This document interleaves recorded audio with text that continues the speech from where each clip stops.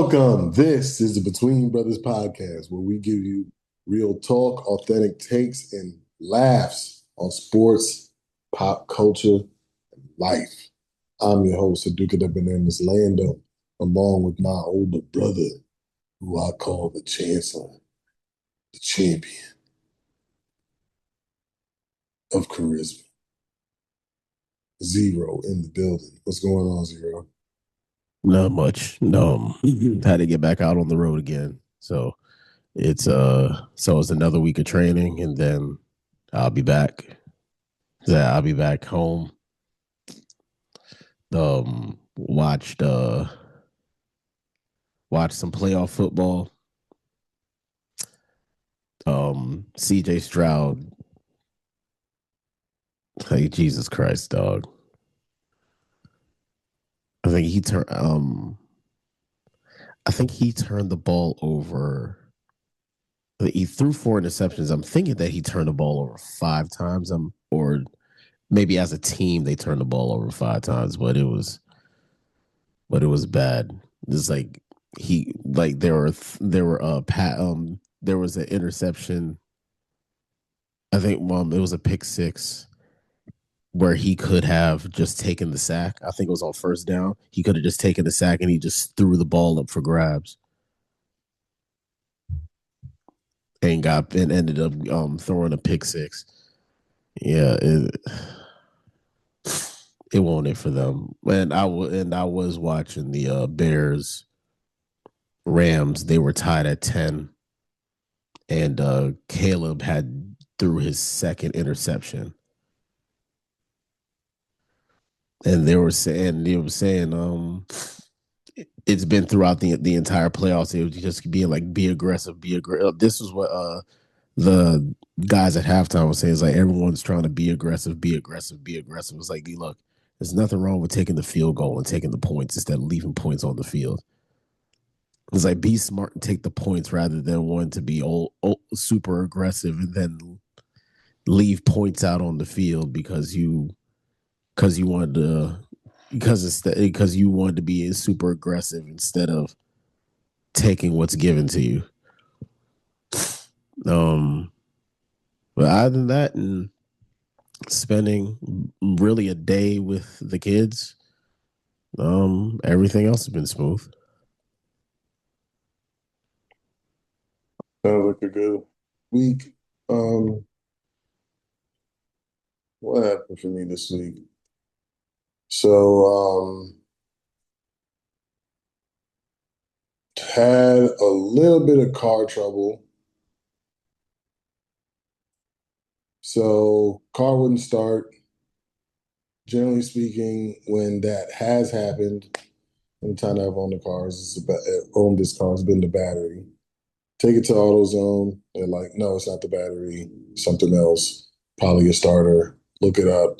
Look up the symptoms. It says either battery or starter. So replace the starter. Car starts. Everything's cool. Later on that evening, car's not starting. So I'm like, okay, they said it was one or two things. So replace the battery. Car's been fine ever since. And I was like, I should have just trusted my gut, except for trusting this lady at AutoZone. But she did test the battery, but apparently there was a bad cell in the battery, which they're them just testing the charge in the battery isn't good enough. So apparently there's like two tests that they have. So there's one where it just tests the power, and then the other one where it tests, the actual, like, if the battery can actually start a car. So there could be a bet. But that one they like hook it up to a bigger machine or whatever. And so I guess since it wasn't, she just did I guess the charge test. She didn't feel like it was necessary to do anything else. So pretty much dumped $400 and down the drain that could have, gotten a $80 battery to replace the whole damn thing. So to fix the issue. So I'm like, yeah, I'll never. Um, Not saying like these people are mechanics, but you would think they would know something about cars, so but apparently they don't. But like, why should I expect them to know anything about cars when I ask them, hey, I need windshield wipers, and they ask me what engine it is? Like, why would I think that y'all know anything about vehicles? I don't know. I don't know why I never correlated these things together. Hey, I need windshield wipers. So what size engine? Doesn't matter. And then one time I was like, well, if I pick the other one, is it the same size? And the guy was like, yeah, it's the same size. So then why you ask? For what reason? Do you do this just to piss people off, aka me? It's Is like, that hey man, what you're doing? I need to get some air. It's like, yo, where y'all got y'all air fresheners? It's like, something wrong with your carburetor? What's my You know, carburetor have to do with the little tree I got to hang up in my car? so yeah, and then the starter for the Mazda, I don't know where starters are for other cars, but apparently it's like it when I was looking up on how to do it, it was like, yeah, it's a real pain in the butt to get to it. They were like other Japanese models are a lot simpler to get to the starter. And so yeah, no, I cut my hands up trying to get to that thing. Um, so my DNA is all over the engine. Yeah, so a lot of work, a lot of money spent for no reason. Um, But you got a new starter though. I got a new starter for absolutely no reason. For absolutely no reason.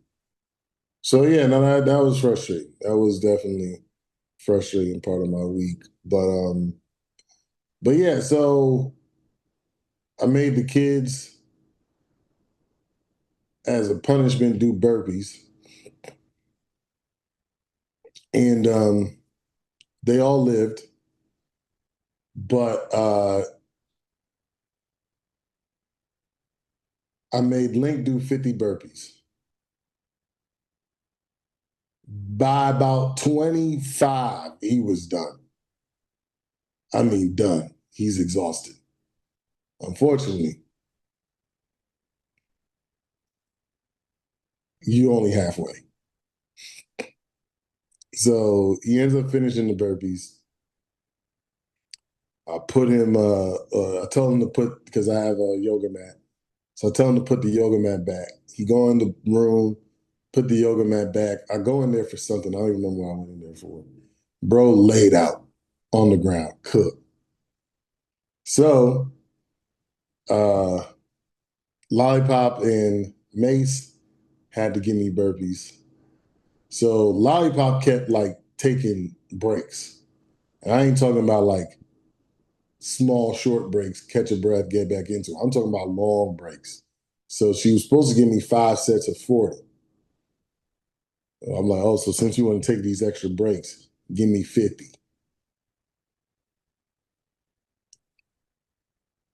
So it ended up not being as bad for Mace because they were alternating. But because she was taking so long on her stuff, he was getting extra rest. So I'm Mm. like, so from now on, y'all ain't alternating. Yeah, It's y'all gonna doing it be at the same time. pure work. So she was cooked, he was cooked, but he wasn't as cooked as I wanted him to be. So I'm like, yeah, I'm just gonna leave him with the push-ups. I know he loved those. Yeah, but the fact that you said they're still alive, Oh no, because you should have seen them after it was all said and done. I bet you they learn now. I mean, they're kids. I doubt it. But guess what will happen? Every time I gotta punish you, it doubles. So how did I come up with 50 burpees? So I bought some new pots and pans. I organized it where we put the pots and pans. I told everybody. Pots on the top, pots and pans on the top, lids on the bottom. Everybody. I said, look, I know I told y'all individually, but I just want to make sure that we are being all held accountable to the greatest thing. So I'm telling all of y'all at the same time, pots on the top, lids on the bottom, because y'all be breaking stuff. I was like, I bought multiple cases of glass containers. I have none. Y'all be breaking stuff, this and that and the other. So all people will be held accountable. Hit me. Oh, wow. I'm sorry. The Bears just tied it up. Mm. Six, well, not tied it up as of yet, but it's 16-17. They scored a touchdown with 18 seconds left. But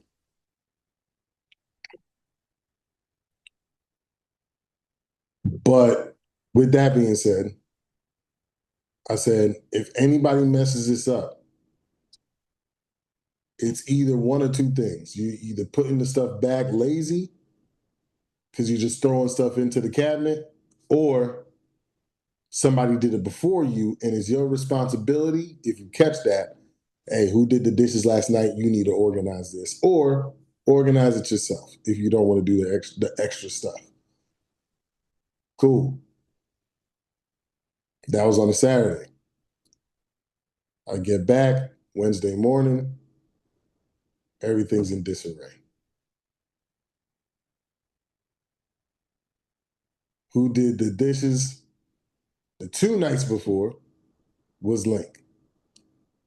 I told them if I see this messed up, 50 burpees. So when I seen it, I need 50. So Lollipop, why she had to give me 5 sets of 40? Well, she's been in trouble, actually really big trouble. She can't do nothing after school. Come straight home. All of a sudden, I get a message, Lollipop ain't home. It's almost 3 o'clock. They get out of school they usually get back from school around 2:15 to 2:17. So I was like, so since you want to come home 40 minutes late because you was hanging out with your friend, I'm gonna go ahead and need 40 burpees. So why did she have to do 5 sets? Well, she had to do 5 sets because it's 5 days in the school week.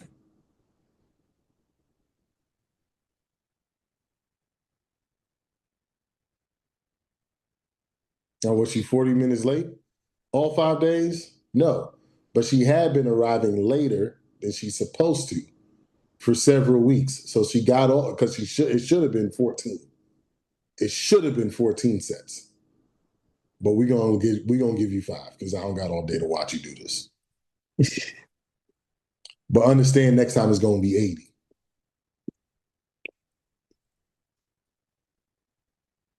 And then Mace had a library book. They fined me for the library book. Fined me for the library book, $25. 24 and some change. I told him, look, this book is in your room. Go find the book. I looked all over for the book. I looked all over for the book. So I was like, okay, same scenario as the push-ups.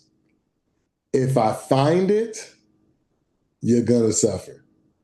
Look in the bookshelf, he's right. There was nothing there. So I was like, okay. I flipped the sheet to the bed. Didn't even have to look under the bed. Zero. Didn't have to even look under the bed. The sheet that was it was the sheets of the comforters draped over the side. I just opened up Mm-hmm. the comforter. So you didn't look. You looked in the bookshelf, but you didn't look because I told you to find that book.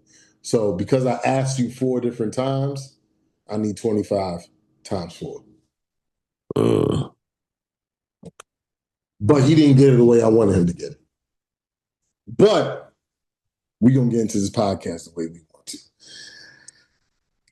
Into these topics. First of all, again, the playoffs are just about over. There's a game of playoffs. The divisional playoff round is just about over. The final game of the evening went into overtime at 17-17. We're going to go break this down. We're just going to talk about the playoffs really quickly. I am getting more and more upset because I thought Jaden Daniels was the best quarterback in his draft, and every single quarterback that was drafted in his draft, not every single quarterback. I think who is it? What's the dude name? Penix. Penix is the only one who hasn't had any success, and they're all having playoff success right now. And I don't like it. I don't like Bo Nix. I never had an issue with Caleb Williams. I did think that he was the right pick to be first overall. But I don't like Drake May. Not because he's on the Patriots. I didn't like him before that. And now, possibly, at least Drake May or Bo Nix is going to be in the Super Bowl. And it's possible that Caleb Williams is about to be in this NFC Championship game. And it makes me sick to my stomach. Even though Jaden Daniels did make it to the NFC Championship game,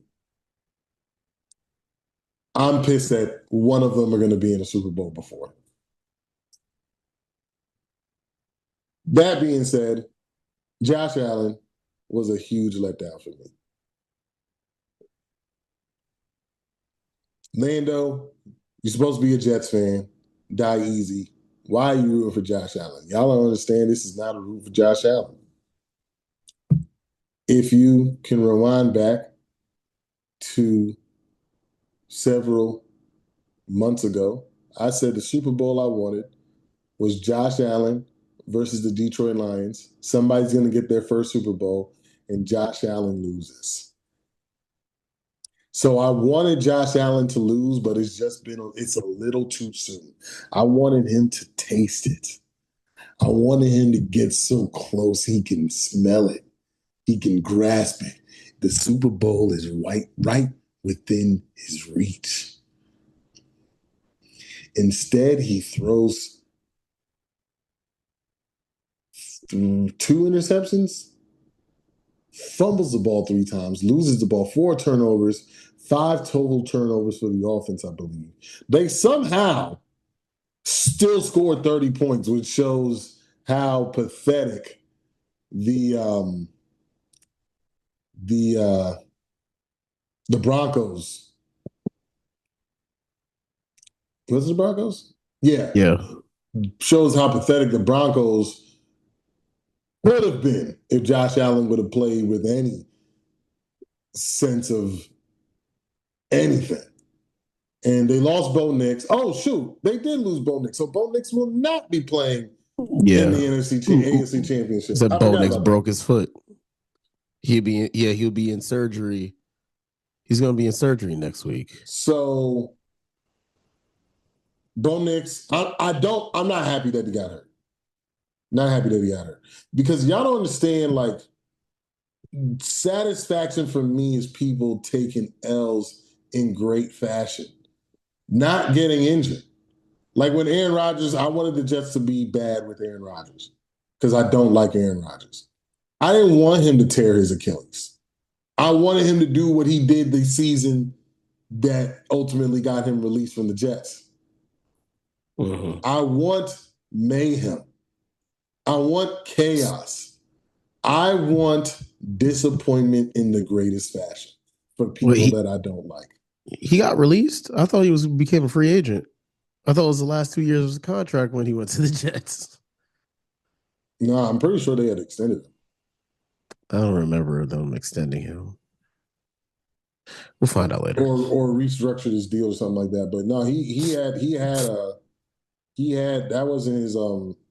that wasn't his last year though. Because I think he had another year. But Brian Daboll, the way he got taken care of. Daniel Jones, him getting hurt, but he was already on the downhill. Like, those are the things that I want. So, Josh Allen, you let me down once again by not losing when you're supposed to lose. And this was your year. No Patrick Mahomes, no Joe Burrow, no Lamar Jackson. The elite four. You were the only one of the elite four in the playoffs. In the not in the playoffs, people.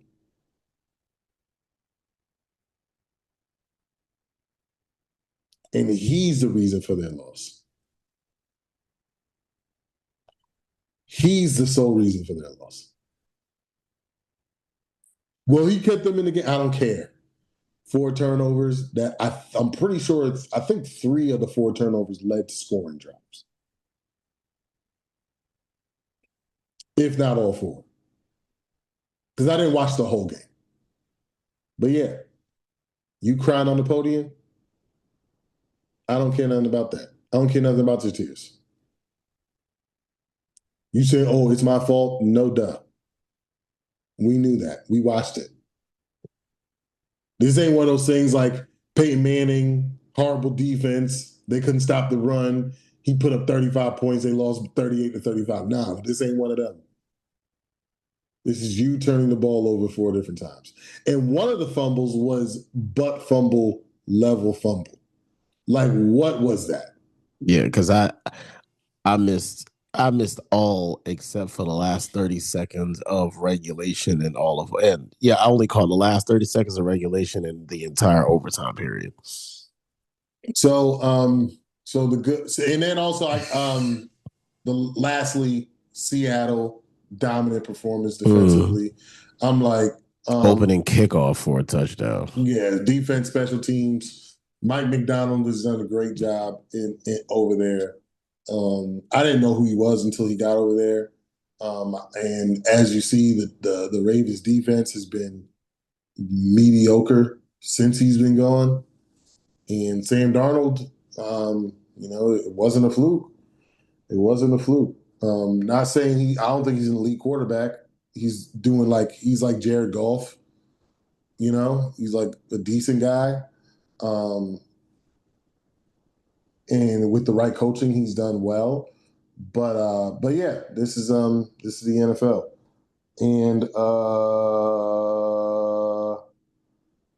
that's all I got. That's all I got. What do you thought? What are your thoughts on the divisional playoff run?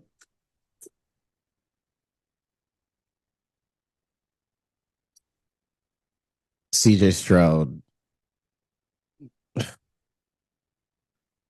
CJ Stroud threw that game away. The defense played the best that they can play. I think what's his name? I think Will Anderson had 3 sacks and 2 forced fumbles. It was like you can do but so much. You could do but so much when your quarterback is just giving the ball away. There isn't much that you can do. Momentum's never going to be on your side if your quarterback. There was at one point he was 9 of 20. 9 of 20. I was like, Jesus Christ, yo. That's a mediocre NBA shooting night Is in like today's league. it was like defense can do but so much. Will Anderson as a pass rusher basically dominated that game, and it didn't matter because because Stroud kept turning the ball over. And it's basically I'm not gonna say it was a revenge game for Diggs because Diggs scored a touchdown, but Diggs, when Diggs played 1 year for the Texans, ended up getting hurt in the middle of that season. Yeah, I think he tore his ACL. So they ended up getting hurt, but he was all going to be a free agent at the end of that year anyway. So it's not necessarily a revenge game. Like they were like, you know what, we're gonna move on from you, or yeah, we're gonna cut our losses. It wasn't anything like that. So But that's so I didn't really. I only got to see a few minutes of the Rams Bears. I turned the TV off watching the. I turned the TV off watching the Seattle game. I was like, it's like the one of, if not the best, home field advantages. There was no way. There's no way the 49ers were going to win that game. And Buffalo couldn't capitalize. It was like they had, yeah, Buffalo couldn't capitalize. They just, like the interception, people are still trying to, with Brandon Cooks, people are still trying to say that it was a catch, it was a catch, it was a catch. It was like, it wasn't.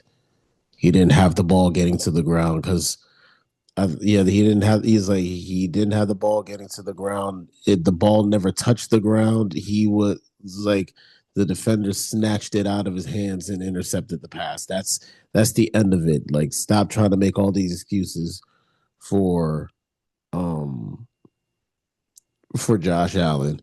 They even asked, did Josh Allen get an explanation from the referee? So, what do you need to explain when you're going back to the sidelines? There's nothing to explain when you're going back to the sidelines. It's a turnover. Just sit your ass down. It's, it's like it's on the replay. Ball never touches the ground. Dude snatches it from Brandon Cooks. End of story. I'm trying to find out when have I just need to know from people when have they ever seen that transaction happen and it wasn't an interception. Like that's what I want to know because y'all want to give Josh Allen so much credit. I've never seen that happen in an NFL game and it wasn't an interception. It's like he didn't come down with the ball. He's like the ball never hit the ground. He didn't complete the freaking catch. McLaughlin has the ball when he gets it. That's end of demo. There's nothing else. Because if you believe that that was a catch,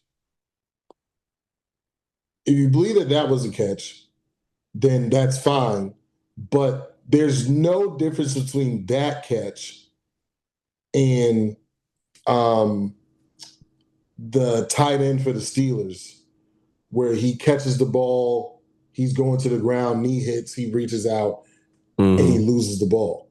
Like it's actually not an inconsistency. So like I remember like maybe 10 years ago, like when the Calvin Johnson thing happened, the Des Bryant thing happened, all that. Like I like that, those were like inconsistencies. But now they've been pretty consistent in calling what's a catch and what's not a catch. We haven't had the what's a catch debate in a few years now. So I Mm-hmm. don't understand why this is a big deal. It's a big deal because Josh Allen lost. Narrative has to continue because Good it's old like boys club. they gotta. It's like you gotta give a reason. It's like there has to be a reason why they're not allowing Josh Allen to compete for a Super Bowl. You want to know why Josh Allen isn't? Because he turned the fucking ball over 4 times. Because he couldn't capitalize. Denver got the ball first. They couldn't score. You were driving down the field and then you threw an interception.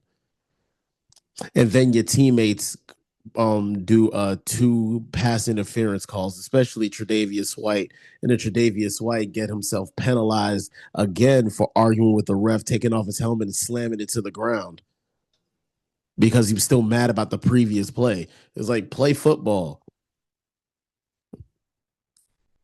It's like you gave the it's like it's on you.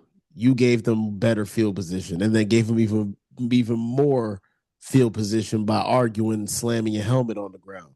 It was like, yo, the play was over. Move on.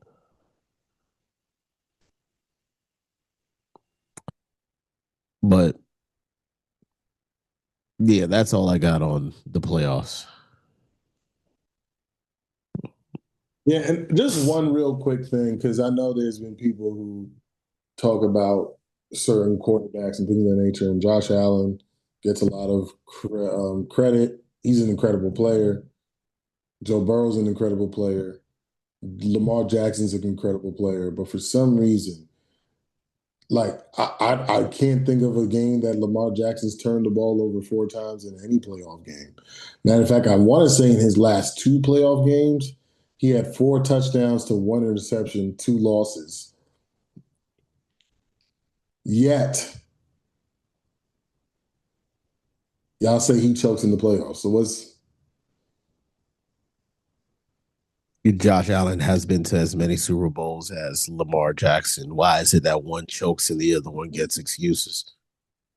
so it's when you're part of the good old boys club. And somebody's gonna say, "Yo, y'all gotta stop talking about race." Didn't I tell y'all last week that everything is racism now? I think I made that clear.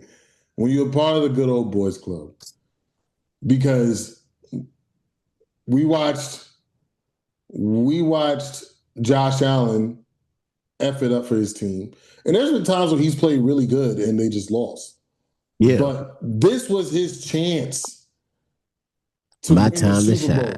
Like I think I mentioned it last week. Like this was the Patrick Ewing, the Reggie Miller. Like this is that situation. Michael Jordan is gone, aka Patrick Mahomes. And it's gonna be gone for like 2 years. He's gonna. Who knows when he's gonna recover from this ACL injury too? I mean, because Diggs came back to start the season, I think his injury was around the same time Diggs did. He might be able to come back. I don't know. And the fact that Diggs, as a wide receiver, you probably need more time to get back to his athleticism, but you just never know. You never know. But you're right. We don't know if he's going to be back next season or miss games next season or anything like that. But imagine this. Imagine this. Okay. You're Patrick Ewing. You're Patrick Ewing. Jordan's gone. Olajuwon's gone. Malone is gone.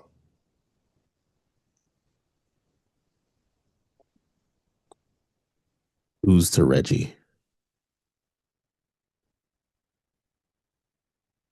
You lose.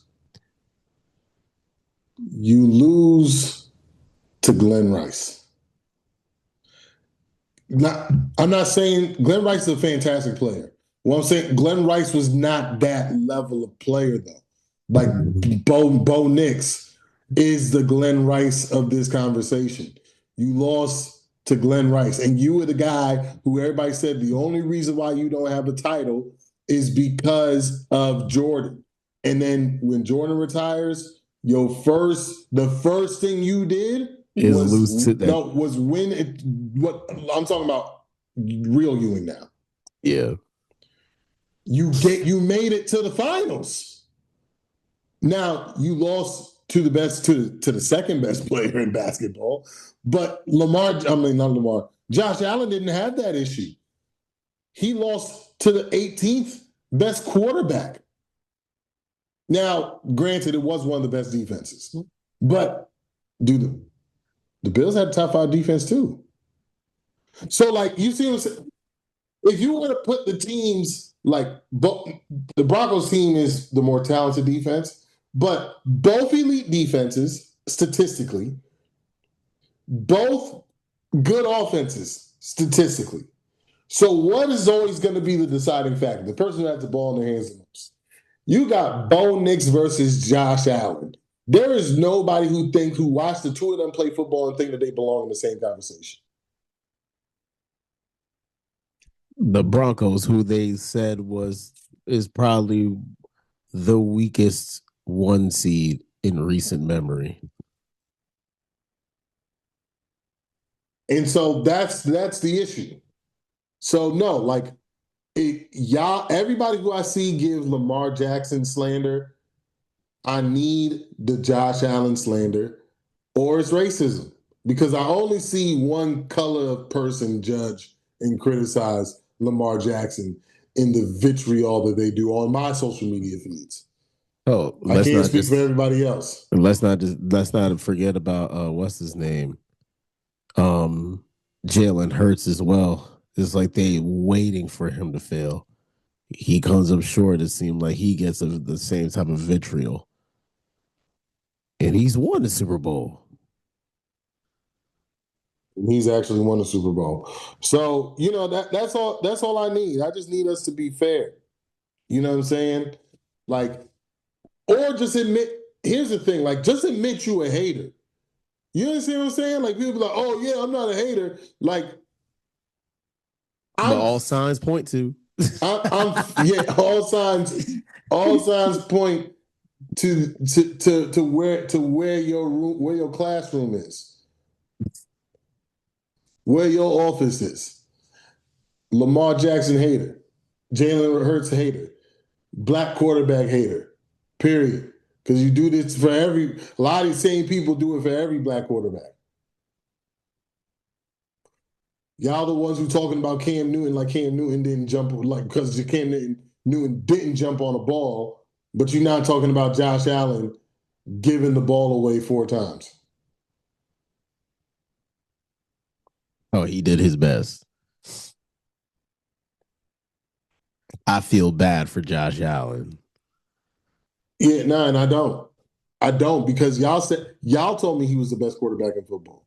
But guess who the actual best quarterback in football has been over the last, let's say, 5 seasons? When he's lost, y'all judged him, even though he had injuries to his offensive line, the 2 Super Bowls that he lost, or 3 Super Bowls that he's lost. Like Matt decimated offensive lines when he's lost. He's had a healthy offensive line. He's done very good. He's won Super Bowls. That guy was winning championships. And every time he lost, y'all criticized him. The other guy, when all odds were against him, isn't winning championships, and you feel bad for him. They even This changed the rules for him. this is not Jim Kelly, like making it to the Super Bowl 4 times and losing. Feel bad for him. Yeah, Don't it's feel like, bad for the guy who ain't even getting there. yeah. And this is the ultimate team sport. I don't want to put it all on Josh Allen, but in this particular game, he actually was the deciding factor because roster for roster, both rosters. The Broncos have a better overall roster, but it's not drastically better. You understand what I'm saying? But the position that matters the most, you're drastically better at. So, and then when you consider the fact that they dropped 30 points even with his 4 turnovers, it shows you were the better team. You weren't the better quarterback.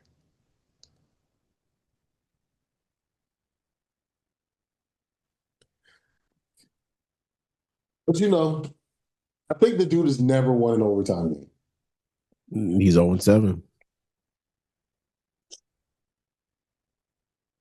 But anyways, from one idiotic talking point to another when it comes to football, I came across Aqib Talib saying that Mike Tomlin was an overrated head coach and he wasn't an all-time great. So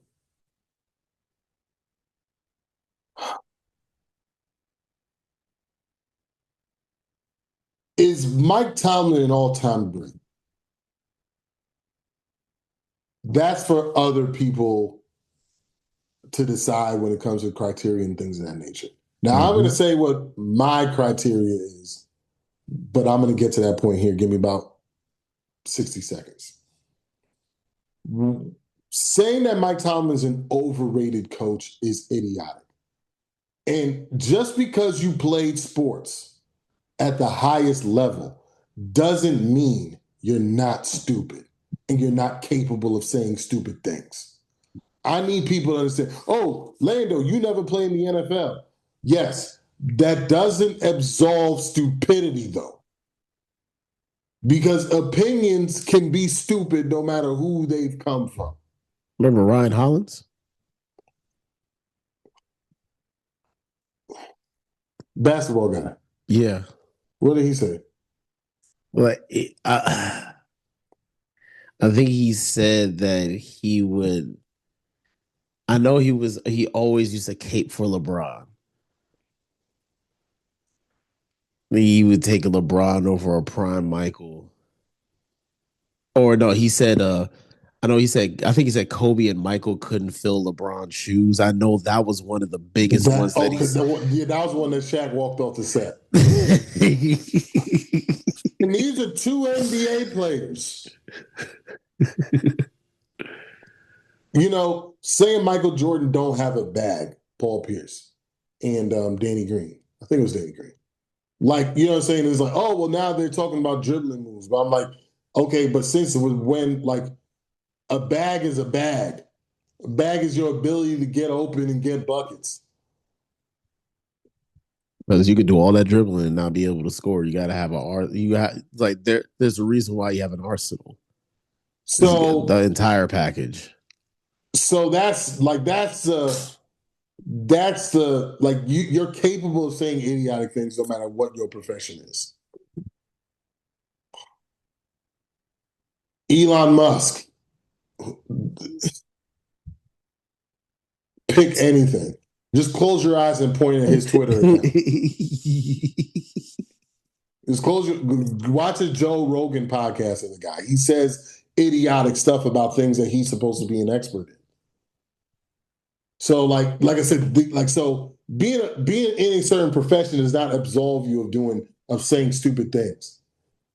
We've seen doctors get on. We saw a doctor get on a podcast and say you might as well feed your kid milk chocolate over grapes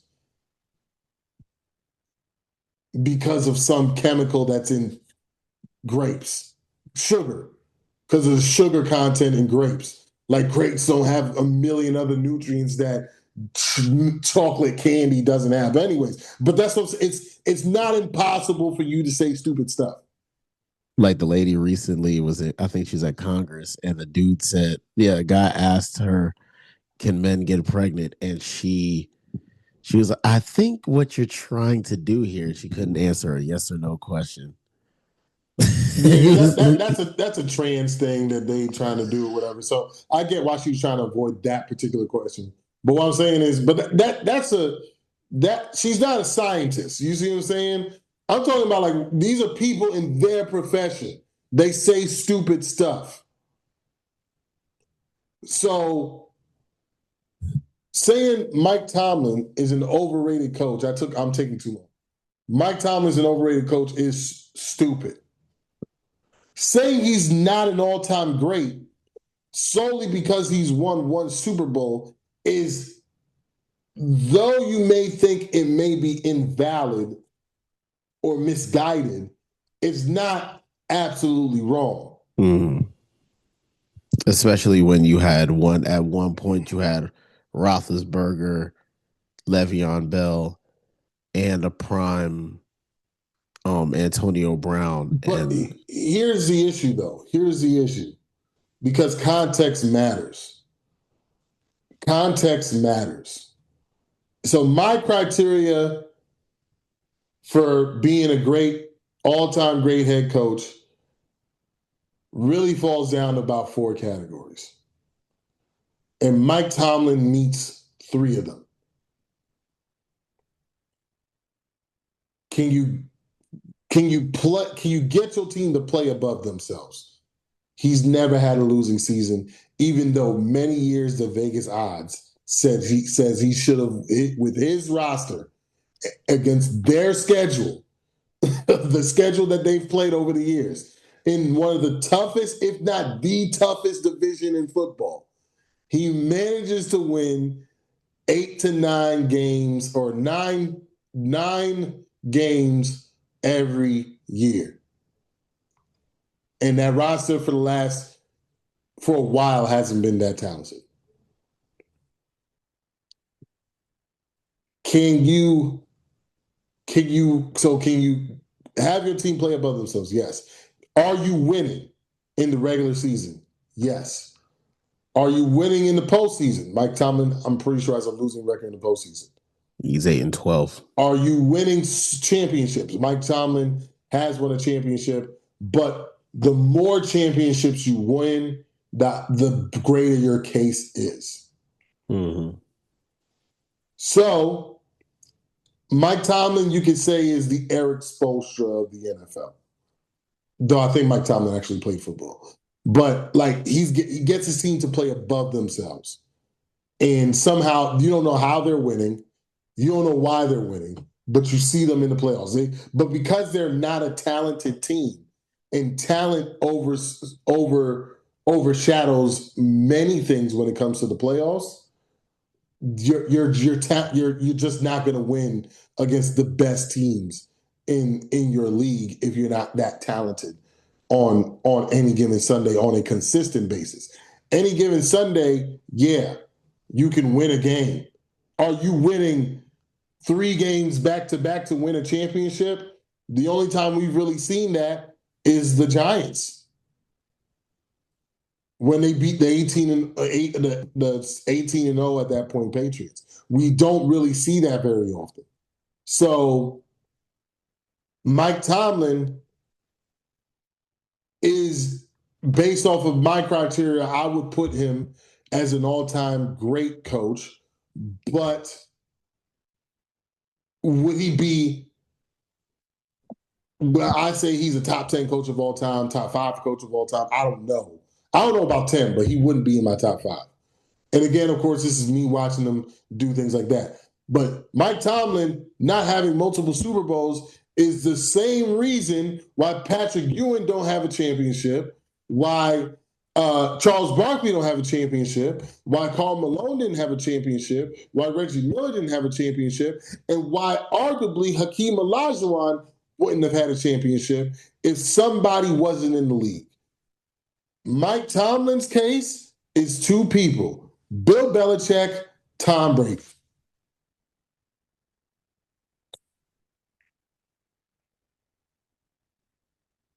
Because everybody who won championships during the Brady era was that like decade of darkness that Brady went through after the 3rd Super Bowl win,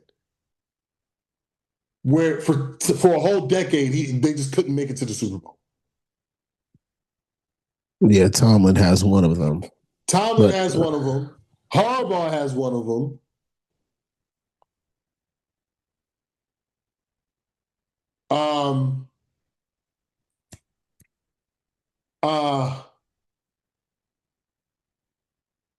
Andy? No, hold on. The coach for the Broncos, Pete Carroll. Who was the coach for the Broncos when in 2015? This is Bruce Arians? No, Bruce Arians was coaching the Tampa, and then in Arizona before that. Jesus. Aaron Rodgers won one. Who's that coach? Mike McCarthy. So like, there was like a decade of darkness where it was a free for all. Because the Broncos won 2, I think, in that span. I think. No. Was it? It was just the one. Yeah, 2015. Who won in 2016? I think that was the Ravens one.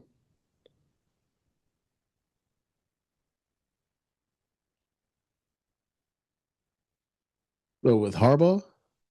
Yeah, was that 2012? That was 2012. So from like 2000, so Brady won that 3rd Super Bowl. He made it to a few Super Bowls in between then. So, um,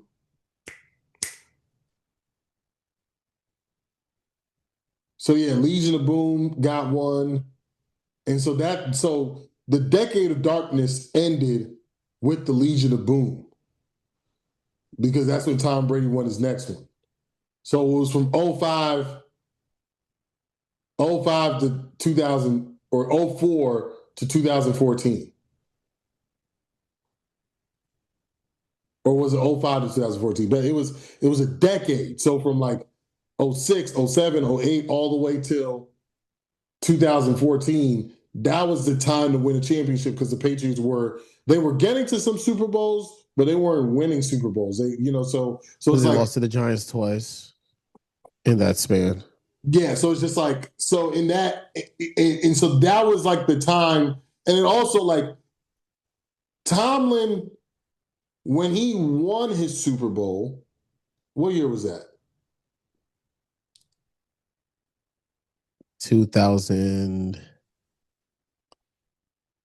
2009. Yes, 2009. And they had beaten Arizona. Arizona. Yeah, so that was '09. So like Tomlin, and what was special about that year?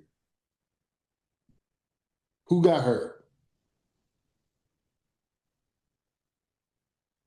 Was that That when? was that was the season Brady got tore his ACL. Yeah.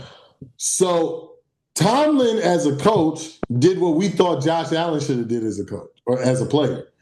The top dog is cooked. He's not coming in.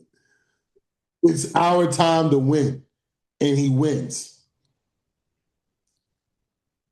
And so that's why you got to give a lot of these guys grace because it was only one guy winning championships for real, over a 20-year time span. And that was Bill Belichick. And there was other guys sprinkled here and there, but it was mostly, for a 20-year time span, 40% or 30% of the Super Bowls went to one guy. Yeah, and even if Belichick and Brady didn't win a championship, they may have just knocked your team out of the race. They took you out of the Super Bowl because you got to think about all the times that the Patriots had made it to the Super Bowl in the meantime. Because it was because And they played the Giants twice. They played Philly. no. Philly doesn't count because Philly came after Tom Brady went back to won another Super Bowl. Okay. So that's what I'm saying. You got to go from '04 to 2014 or 2015. That decade was your time to win because the Patriots couldn't get back or weren't winning championships. So the NFC teams that won during that time span, and then of course the AFC, which it wasn't like the Patriots weren't making the playoffs in that time.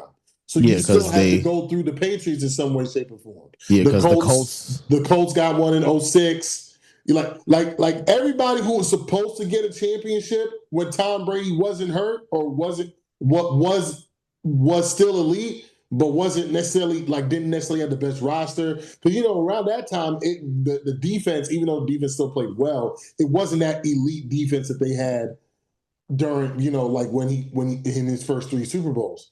So like when he became the best player on his team, they weren't winning Super Bowls like that. They weren't making Super Bowls like that. So it's just like, okay, like now that the Patriots are in this rut, it's our time to shine. And that's when Peyton Manning won his Super Bowl. Drew Brees won a Super Bowl. Like everybody won a Super Bowl in that time frame that who should have Yeah, won Super Bowl. yeah, The Eli only won guy, too. the only guy who didn't take advantage was Phillip Rivers.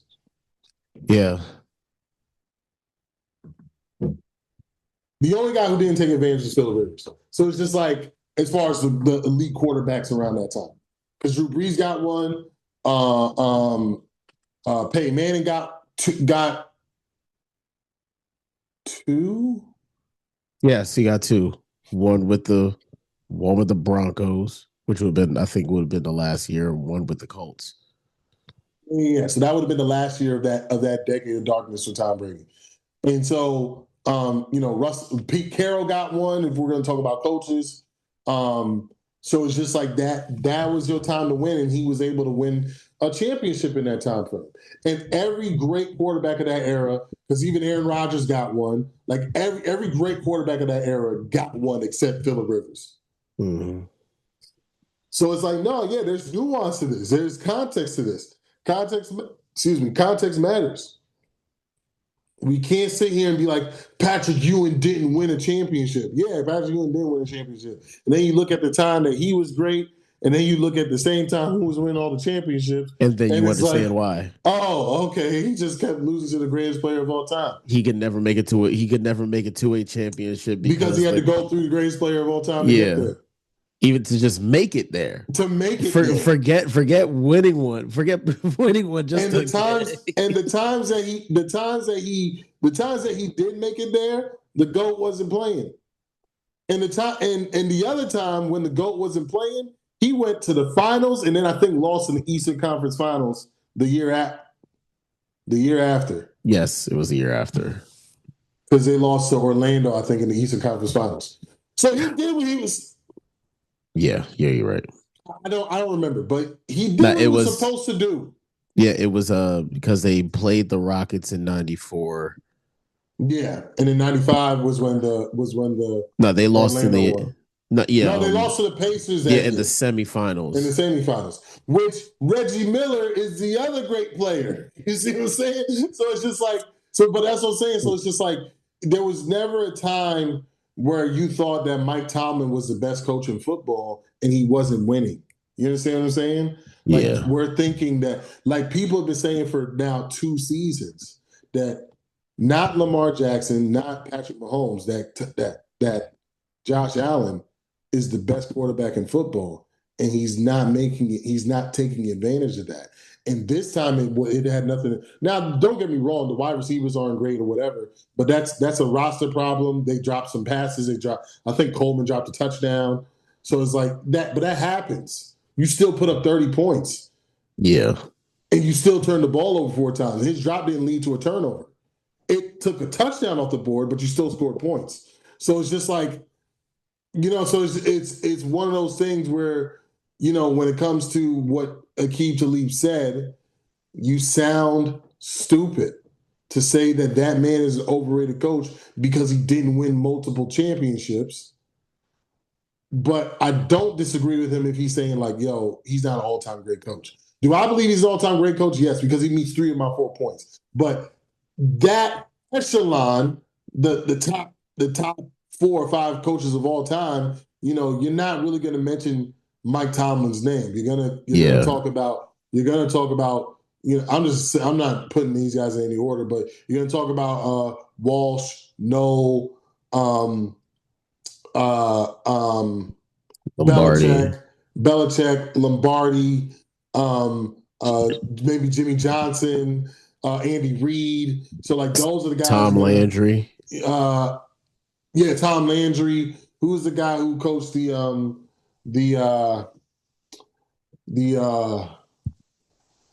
no, I think I mentioned all the dynasties.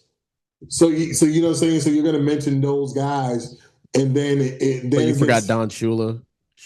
Oh yeah, Don Shula definitely was, because I think he had the most wins. Yeah. Before Belichick passed him up or whatever. So it's just like, those are the guys and he has multiple Super Bowls. So it's like the greatest players of all time or the greatest coaches of all time should have multiple championships. And so, and of course, the NFL is a little different because not all the championships are Super Bowls.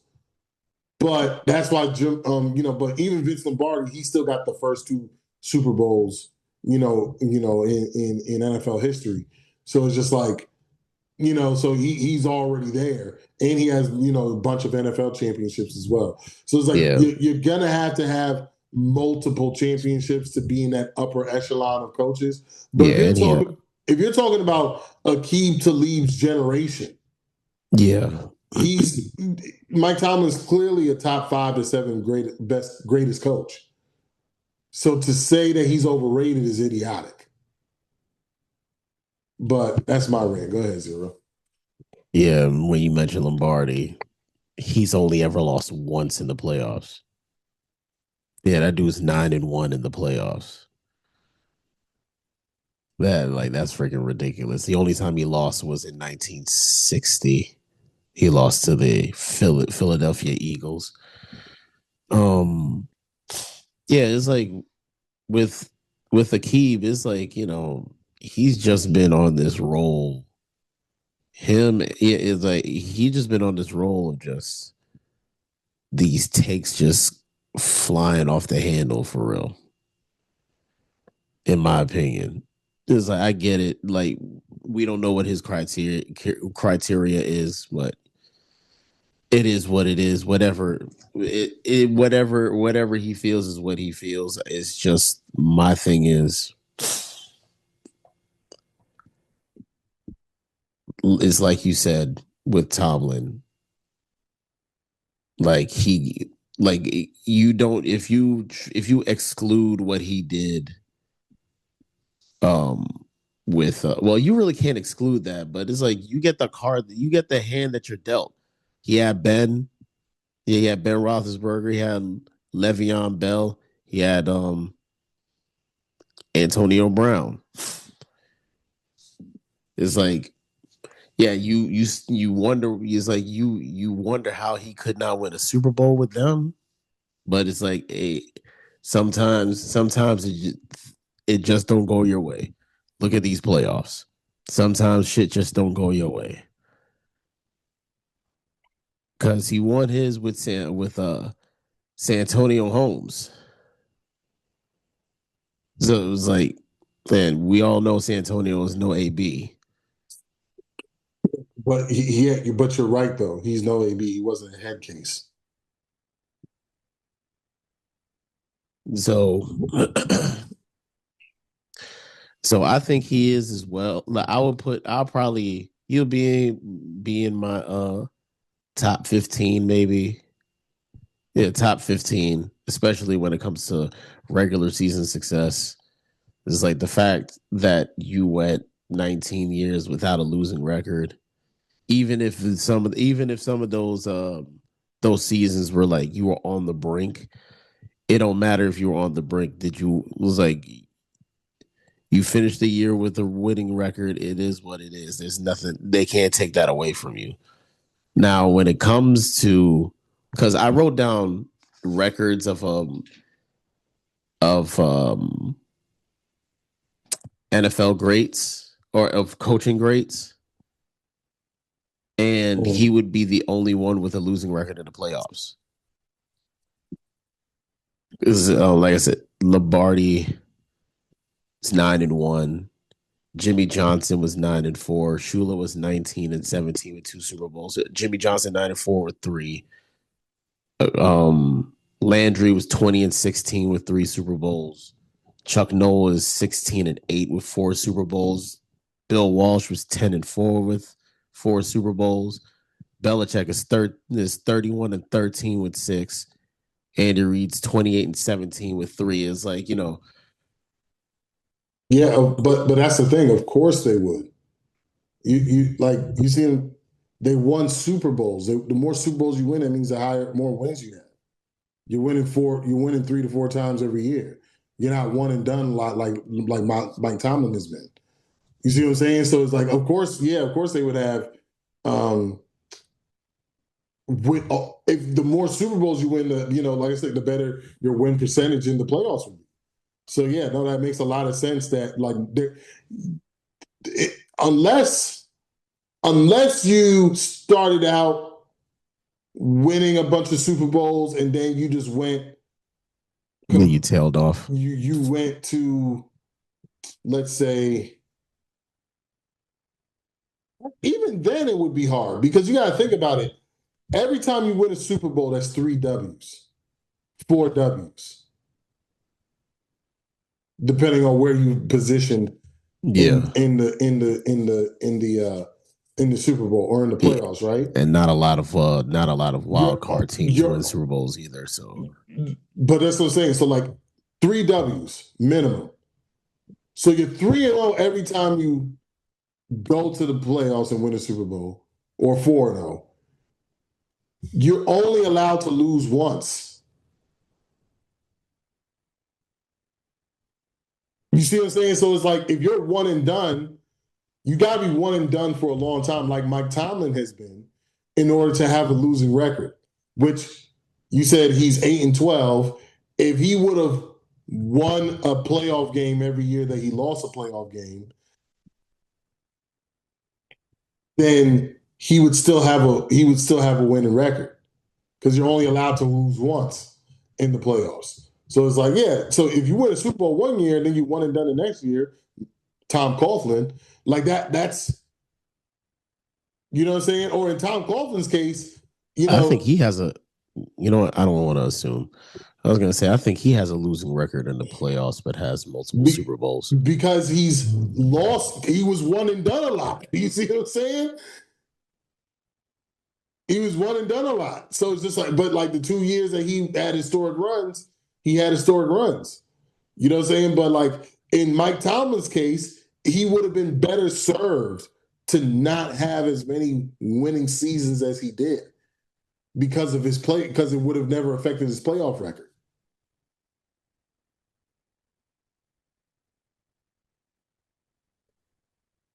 But then Yeah, he would have been fired a lot sooner.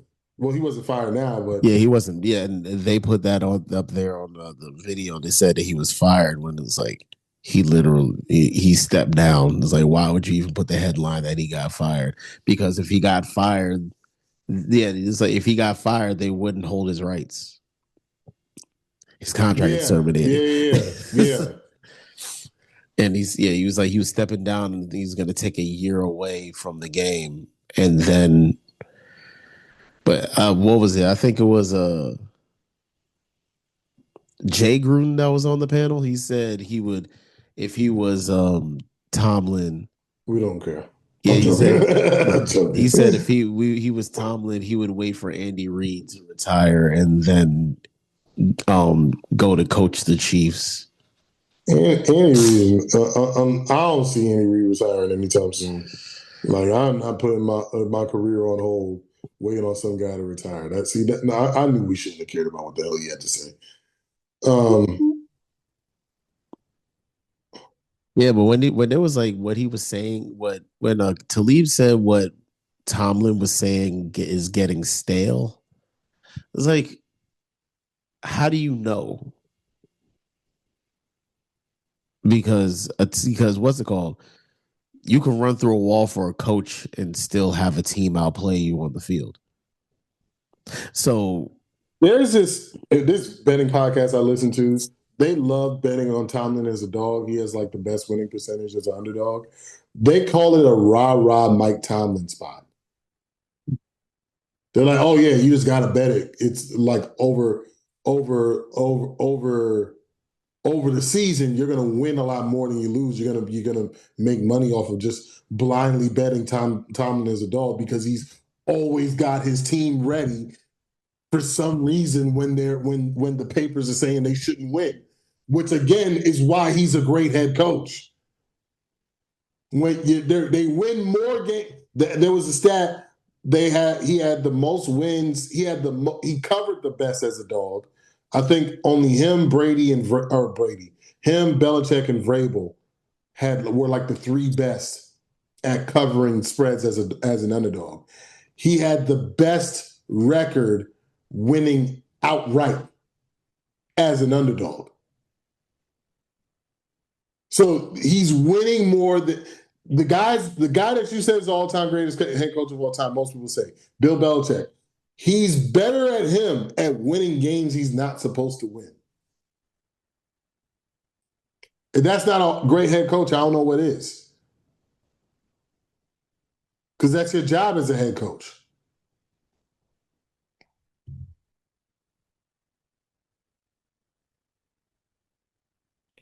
yeah, I'm sorry. I'm sorry. The game's been over for a while, but I just checked, and Matthew Stafford in the Rams are going to the NFC Championship. He had a horrible game though, percentage wise.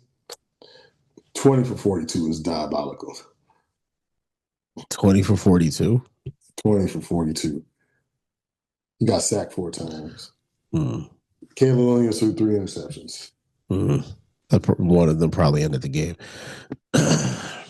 Probably so. But Nah, no, no, anyways, yeah, but but yeah, let's all right. let's go to the boy Druski. So Druski put out a skit I thought was funny about mega church pastors. And there's a lot of pastors that don't like it. And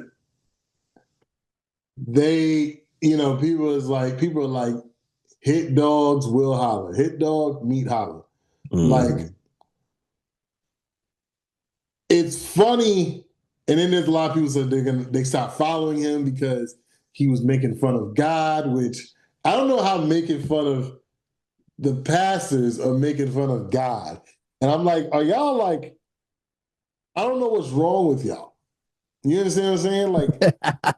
Like those who are like, don't get me wrong, like, should you make fun of God? I don't believe so, as somebody who believes in God. But he's not making fun of God. He's making fun of the people who are exploiting people by using God. And so it's so funny. It's like, people love to get offended when when they get pressed. And it's just like, like, hey, like some people, I forget what comedian was like. He was like, like, oh, y'all laugh at all the jokes that we say about like black people, white people, but as soon as we talk about gay people, now all of a sudden you mad. Like, why y'all exempt from these jokes? Yeah. You know what I'm saying? So it's just like, no, like the pastor who's exploiting people should not should, should be fair game. Like when you are online telling your ushers to close the doors, Let me give you what you've been waiting for, the blessings. he's like, close the doors. Close the doors. You like tell me, tell me how that won't get the runs, won't get the comedic runs. That a dude is really on camera telling his ushers to close the doors at offering because the congregation didn't give enough. When you have a lady who put out a check for $1,200, went up to the altar to hand it with, I think it was with her son, to hand a check for $1,200, and the pastor was like, "You weren't listening. I said 1,000 plus 1,000." He's like, "But I got 1,200." Just like, "Well, you weren't listening. This isn't enough." That when you see something like that, you can't, like, this is perfect timing. Bruh. The Christian Dior with the Christian shoes, I lost it on that. And then when I saw that they showed the dude really wearing that fit, I was like, oh my goodness, this is not real. You got all this glitz and glamour. It's like all this glitz and glamour. It's like, and all these old videos surfacing after Druski did his skit. He was like, "Why?" It's like, "Pastor, why you gotta have a private jet?" He's like, "Yo, I'm gonna get him with this. I got two of I them." got two, I got five on it. Bring your tithes and offering, please. I got five on it. Bring your offer, blessing me. And that's the unfortunate thing about uh like a lot of these pastors, like the mega church, the mega church when it comes down to it, like a lot of people don't believe that they help enough people who are in need, and they're taking advantage of these people, and they generally be like, oh, God's going to rain blessings down on you, things of that nature. And it's like, you can't, how can I put this? Like, You can't. It's not a good look if you live in a lavish life and then your congregation is like feeding you the money. Like, oh, what do you do for a living? Like, oh, I'm a pastor. And it's like, all right, I know what you do on Jesus, Sundays. Jesus rode in on a donkey. You rode in on 700 horses.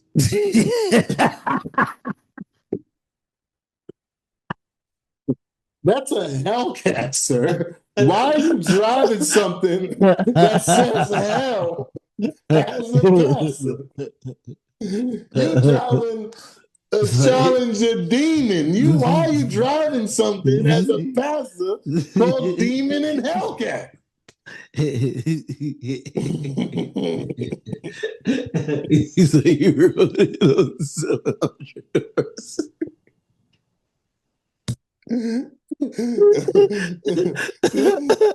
This ain't adding up, dog. It ain't adding up. Rolls Royce got 590 horsepower. You came in with 590 chariots, dog. Jesus rode in on a donkey. What would Jesus do? Jesus would not ride in on that. Oh man, it's like that's their occupation. Like that's their occupation is a pastor. It's not because I know my old pastor, he everything that he had was through the job that he did throughout the week. Because he was a tenured electrician. So he was getting his money. He was getting his money through what his occupation was, not because he was preaching at a church. It's like these dudes be going to conferences and in private Lear jets. I got two of them. Like you I said, got two. riding in, looking like Ben Hur on chariots and shit. Bruh, it don't make no sense. As a pastor, you can't. Like I always say, like my favorite pastor is Eric Thomas, and ET the hip hop preacher, and he's like, yo, like he talks about like house he got, cars he got, and he's like, yo, I have never taken a dime from the church. Matter of fact, we built the church, and I put the money up for the church to build the church. What was it that what's his name Steve Harvey was talking about? He's like putting in for the building fund. He's like you got this building fund. You ain't put a damn doorknob on the building for on the damn church for the building fund. It's like yo, y'all ain't no you building your credit. You building funds. You building that new wing to the house that you bought a couple of years ago. You building equity. You ain't building up your community. That's the problem. You building the wrong thing. Building the wrong thing. And now everybody but hurt because Druski put y'all on blast. He's like he did what everybody he put to the forefront what everybody else was thinking about. I've been saying for years. Saying it for years, but all he did was put on the costume and he acted out the part for everybody. Like, And now I don't know. I think Kirk Franklin's a pastor, and I think I don't know if he runs a mega church or ran a mega church, but I know he had a pretty big following. But it's like, okay, like I don't know if he got the following. I think he got the following from music, not because of like that he had this mega church and he just took his show on the road. So it's just like, like it's just unusual that like again, you can watch your pastor talk about how much money he got, that white guy, that older white guy, don't know his name. He telling his congregation, bragging about his 18 karat gold watches and things of that nature. And y'all like, when am I gonna get mine? And he like, oh, just pray. And he's the thing is, he's not lying to them. You understand what I'm saying? Like in his case, he's not lying to them because that's what he does for a living. Like he's just praying. And y'all give it. So why come the pastor got him a new house? And why come the pastor got him a new car? Don't ask no questions. Just give the money. It's like that's basic. So just give the money.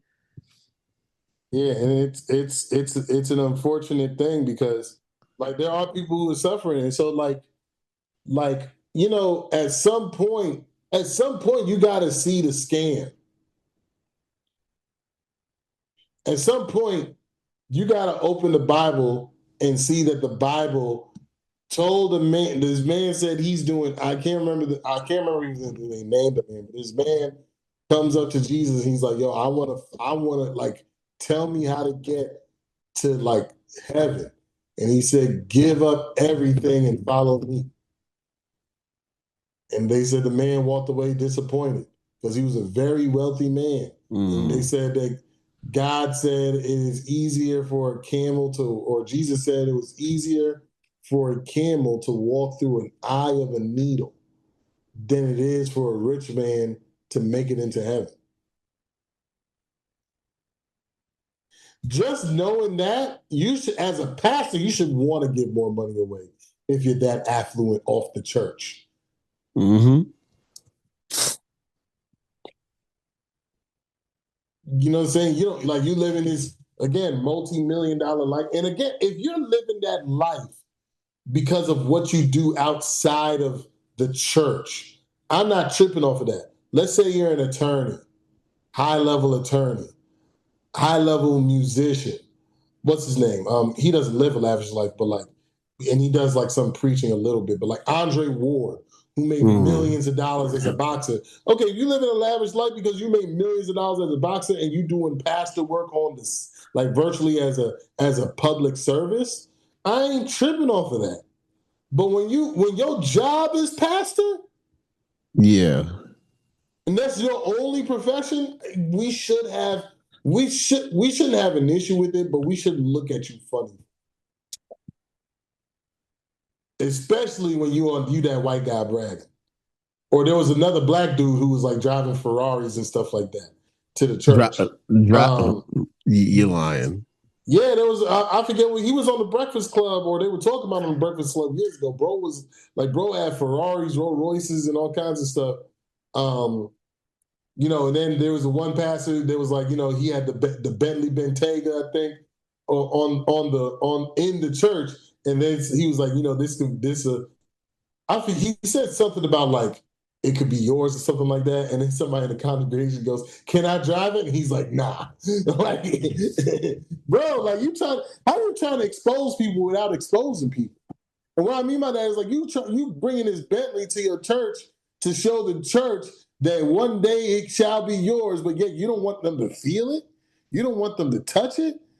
You over here going off on the congregation like, oh snap! Did you spit on my? Did a piece of saliva fly? You put your DNA on the Aston Martin? Do I got your fingerprints on the Bentley Mossad? You got fingerprints on Ferraris? Yours, not mine. Wear gloves. Wear the usher gloves. Nobody come near this thing without mask, without PPE, and usher gloves.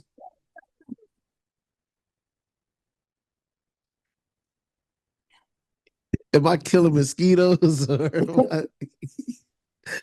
what am I doing here? You need PPE and usher gloves to come touch this car. How dare you? You know, how dare you be mad at me because I got a private jet? I'm spreading the gospel. I can't stick. You think I'm about to sit and coach, trying to spread the gospel? I'm saying this is You like think I'm about to hang amongst the communists? Well, Pastor, that's what Jesus did, and I'm not Jesus. You know, that's I'm not him. You know, Jesus can do that. I can't.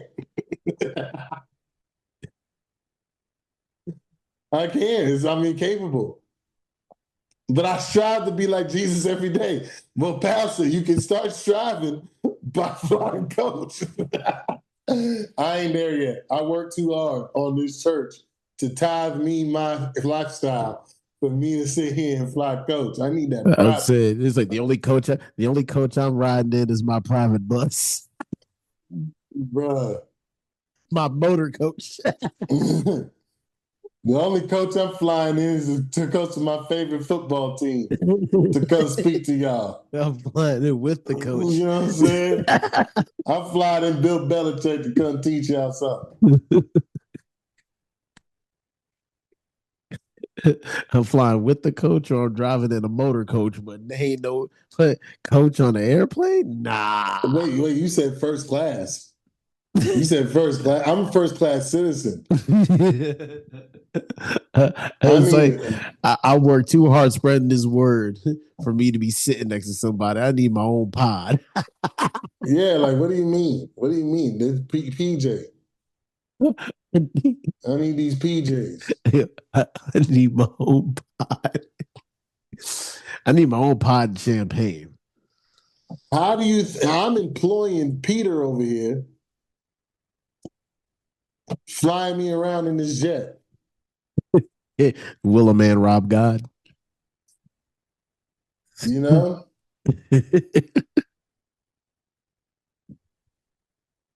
Matter of fact, I'm doing the right thing because I'm Peter happens to be an immigrant. And the Bible says to treat immigrants like we treat like we treat one another with love. Pastor, you don't even love us enough for us to be next to your car. But Peter is in my jet though. Understand that. We not in the jet. But Peter is. Peter the immigrant. Do you know what his last name is? Immigrant. Middle name the.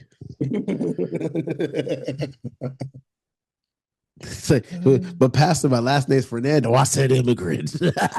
No, Peter's definitely white. Last name is Yogoslav. His name's actually Peter. You just don't know. You don't want to put that or on it though. He's like, Pastor, do you need a fish? It's like, what about those fish and bread? What do you do with the congregation then? They can get their own bread. It's $1.42 at Walmart. but remember to pay your tithes though.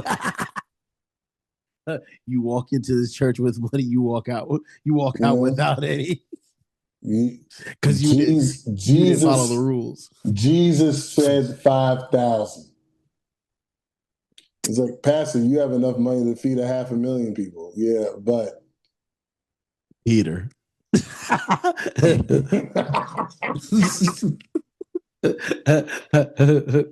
I'm feeding one family at a time. Peter's family, my family. You know, I got families too. But I am an only child. I did not get married. You say that in front of the congregation. Sorry. I'm gonna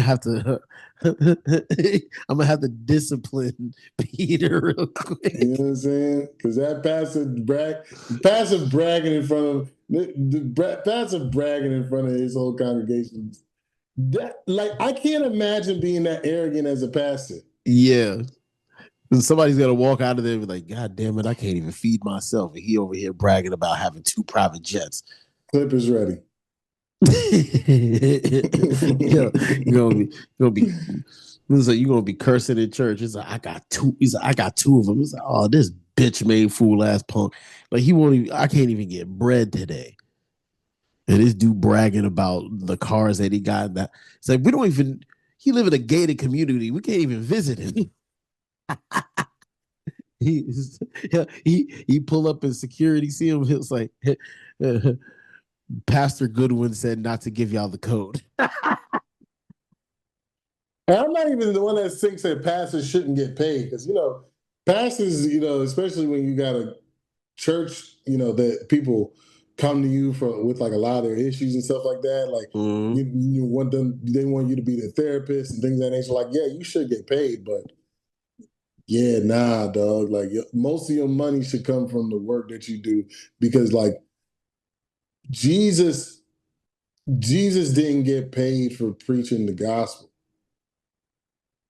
Jesus got paid because he was a carpenter.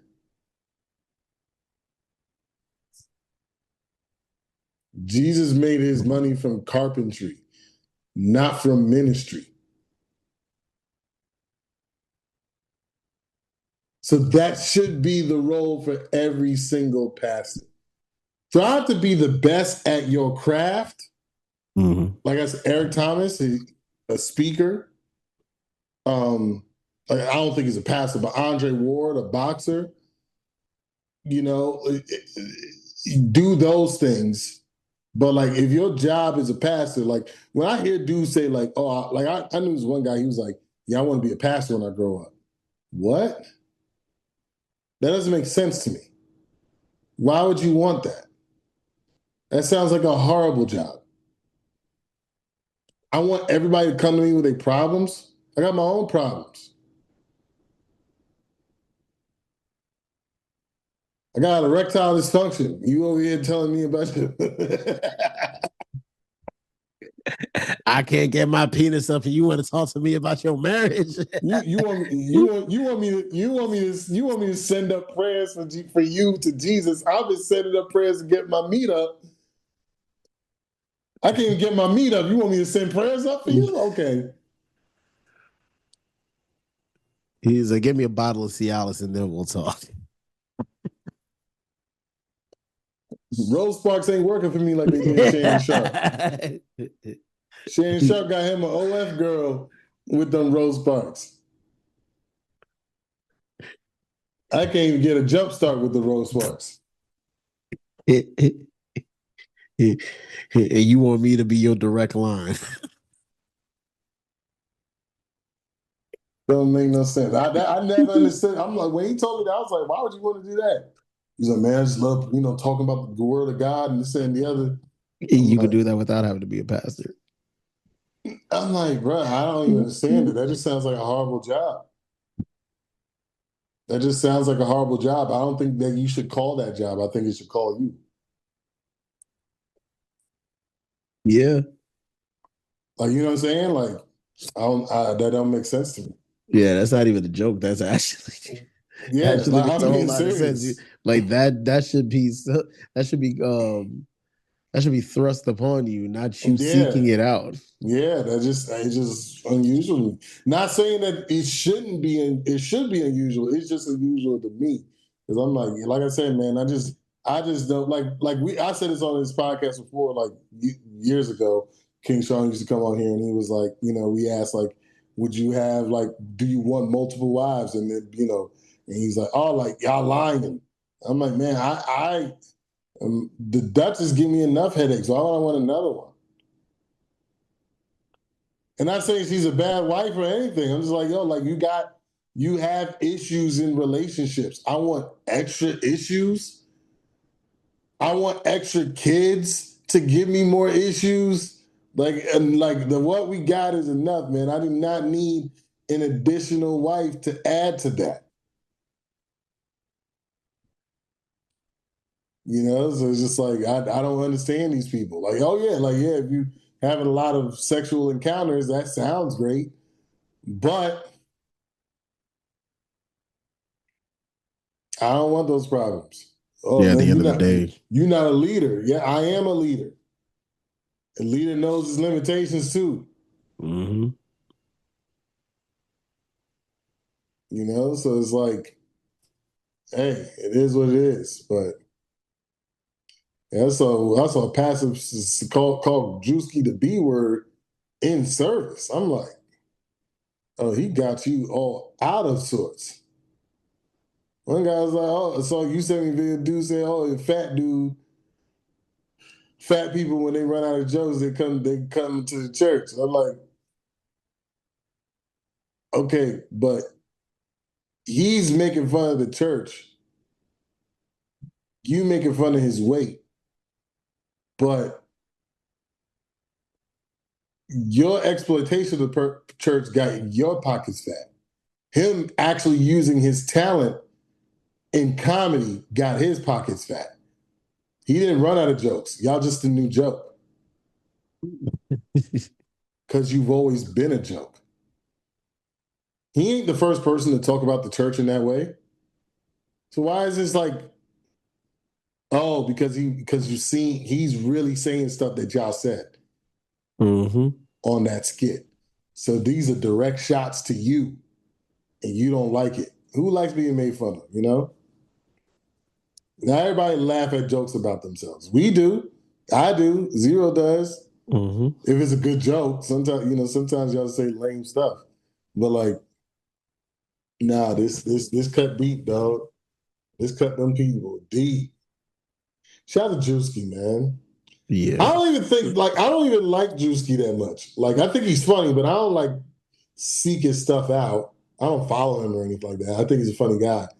But Yeah. yeah, no, keep getting them checks, dog. Yeah. One of the funniest things I seen him do was he was like, his could have been records, and all the people that kept on walking in, and he just kept on telling. He was like, this one dude walked in dancing. He's like, yeah, Jigaboo, get him the fuck out of here. And he's like, you just came from work? He's like, yeah, I just came from work. Get him the fuck out of here. He's like, what was it? The funniest one was three dudes walked up, and one of them had a shirt that says, "Everybody don't make it." He's like, "What's your shirt say?" He said, "Everybody don't make it." He's like, "You're absolutely right. Get him the fuck out of here." That's insane, man. That's vicious, man. He ain't had to do my guy like that, man. he's like, not everybody ain't gonna make it. He's like, you're absolutely right. Get him the fuck out of here. He ain't had to do my guy like that, man. He ain't had to do my guy like that, man. That was unnecessary. Absolutely unnecessary. A white dude walked in. He's like, "Yep, trying to be black. Get him the fuck out of here." He didn't even. Yeah, look at you trying to be somebody you not. Get him the fuck out of here. Get him the F out of here. You're not authentic. What's it called? The dude, comedian Godfrey, he said that these white people should sing their songs at these like The Voice and X Factor and all that stuff. That's what had me crack up. You're like, no, sing them white people. So all y'all be using these black songs to get ahead. No, sing that stuff that your people made. I was like, yo, for real though. I wonder who would be winning singing Leanne rhymes. Nobody. You know what I'm saying? I wonder how many of them would get some would just pull up. But the funny thing is a black dude could sing Leanne rhymes and they'd be like, oh my God, he killed it. Advancing. White person sing Leanne Rice. Mm-mm. That's gonna be a no for me, dog. Mm-mm. Mm-mm. It's like, why? It's like there was just no soul. There weren't enough runs. It's like it just seemed like you just came up here and started reading off a piece of paper. That's gonna be a no for me, dog. It's gonna be a no for me forever. All right. Last topic. Um, I guess there's some tension in the Black Panther movement. Where these guys in Philadelphia, they've been associating themselves with the Black Panther Party. Um, I don't know. Fred Hampton Jr. came out and was like, "Yo, they using this to, pretty much cause tension in the community." I get that part of it. I really do. And it's like, yo, like you ain't like you calling yourself a blood, but you ain't been jumped in. Not Mm-hmm. saying that I don't want to act like the Black Panther Party was a gang, but like that's like you calling yourself this, but You ain't put in no work. you ain't been doing this. You've been using some of our concepts and things of that nature, but we don't know you. So how you gonna call us?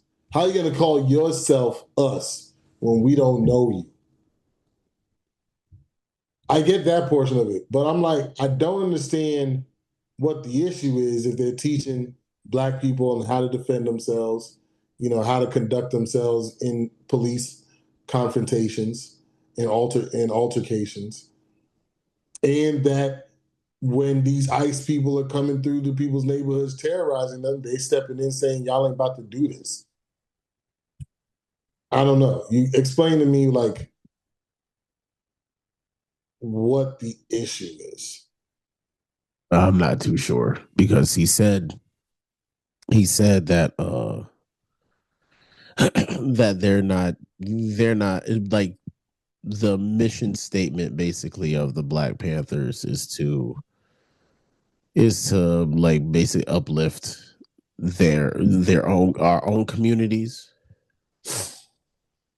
and this is then what they're doing is basically doing like the militarization part. Is Mm. that I think that's what is most. I think that's what it mostly is. It's like you're saying you're the Black Panthers. You got your weapons out because legally you could have these. You're protected from the first. Yeah, you're protected by the Second Amendment.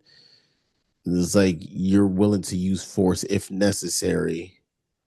But besides that, what else do you do that is part of that was part of the Black Panther movement that should make us believe or should make me believe is like especially is like I don't know you. Like it's like you essentially just popped up out of nowhere, wearing all black, saying you're the Black Panther Party. What have you done in the communities and in your own communities to say that? Like, when did you come? When did you come to? Like, when did you come and establish this? Establish this chapter with that, Yeah. like underneath our noses. Like, when did you do this? It's like it just seemed like with this ICE situation going on, the protesting that's going on.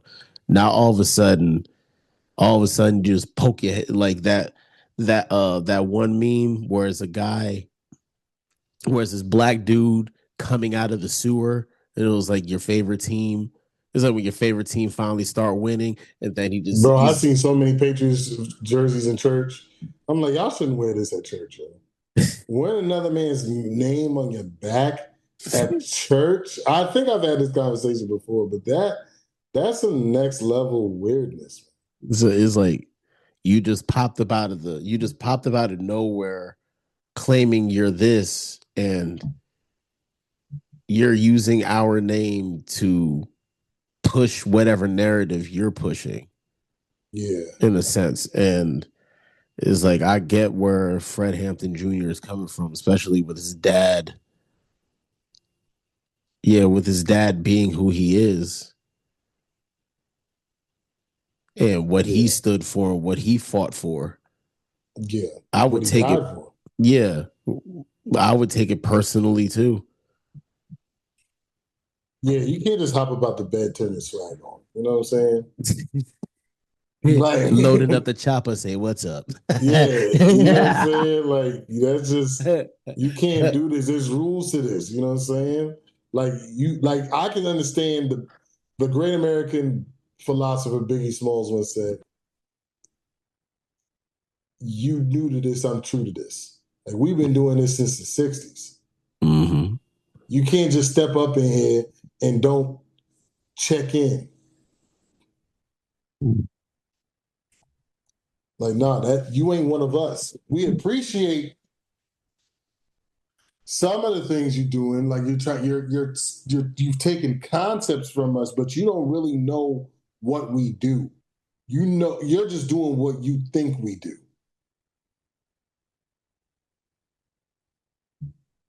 And that's not what we do. I wish I knew what the Black Panther Party did. I wish I didn't know that, because then that way I wouldn't have been as confused as to what the problem is. But Mm-hmm. and also versus what these guys are doing, because what they show on when they show us on social media and TV isn't really much different from what these other guys are doing. So I wish that there was more elaboration about like how things are being conducted as the Black Panther Party. Like this would have been a great chance to educate people on the essence, the truth of the Black Panther Party versus like Mm-hmm. just disassociating yourselves with these people. Because then maybe you could have made some kind like, except for just condemning them, be like, yo, hey, we see what you're trying to do. Let's meet so we can so we can shoot so you can see what we do, what we really do, what y'all doing wrong, and then make adjustments so that way we can spread this thing and spread more awareness of things like Yeah. that. That would have been nice, but hopefully they get that settled for us. But it's getting late, so we're gonna wrap this thing up. What's your partner shot, Zero? My parting shot is national media. Y'all some bitches. What's it called? The when the Jaguars lost, this lady, her name was Lynn Jones Turpin, who she does like the Jaguar Free. That's a Jaguar. The Jacksonville Free Press, was a black paper. She has 25 years of journalism experience. She when the Jaguars lost, she said, "Congrats, basically, congrats to your success." Like giving encouraging words to Liam Cohen. And the guy who covers the Jaguars for the Associated Press, Mark Long, he said there was no, because people were saying it was awesome. He said there's nothing awesome about fans or fake media doing stuff like that. Now, listen, she has 25 years of journalism experience. She's interviewed Barack. She said she went on Jacksonville News Network, and she was like she's interviewed people from Barack Obama to Terry Bradshaw. Like she's been around for a long time, and she just felt like she wanted to give encouraging words to Liam, and folks are in an uproar about it. Jamel Hill said something. LaShawn McCoy said something negative about it. Somebody else, Jamel Hill said something negative about it. yeah, Jamel Hill said something negative. There were so many people tagging Jamel Hill. Like, yo, I wouldn't have thought that this would come out of your mouth. So it was like, yeah, I would never thought that either. there was a whole lot of people. They were like, it was either like they were either criticizing and saying you only got a short time to ask questions, and you wasted time saying this. It was like, hey, she got her time. She was like, oh, we only got a short time to ask these questions. The problem is with these press conferences, all of y'all niggas is asking the same question. What The same question. it's like it was like there shouldn't be anything wrong with somebody giving encouraging words. It was like, yo, congrats on a great season. So I guess because what she said didn't have a question following it. Because you'll have folks say, "Hey, congratulations on your win today," and then have a question. Like she didn't have a question. She did what she did. It I was don't like, understand why is it that they feel like, oh, okay, you know what, whatever. Like, these people are stupid. yeah, but that's my part. My part shot is like, look, you do your thing your way. She'll do her thing her way, and either get over it or get the fuck over it. Yeah. Um, my parting shot is don't let these people like rob you. If you see a pastor, you paying your tithes and offering, and you see a pastor living a very lavish lifestyle while you still struggling, and then has the audacity to preach about how much more the church needs financially, That ain't no man of God. Get the heck out of there. I understand you made some friends at the church, and that's why. And I'm not saying that your tithes and offerings should lead you to blessings, financial blessings, because I don't think that that is the case. I think you're blessed. People are blessed in many ways. You may, the tithes and offerings, it may not be for you because capitalism and Christianity are two different things. You can be a great capitalist and not a great Christian and not a great capitalist, or you can be both at times. But as far as those people taking advantage of you, taking your money, buying lavish stuff, they pulling up in, diamond chains and things of that nature, while you out here, you know, filling out Medicaid applications, get out of there. They're not doing right by you. They're not doing right by the Lord. They're not doing right by Christ. Get up out of there, man. Stop obsessing and worshiping these people. But that's it for us. Thank y'all so much for watching and or listening. We love y'all. We'll see you next week.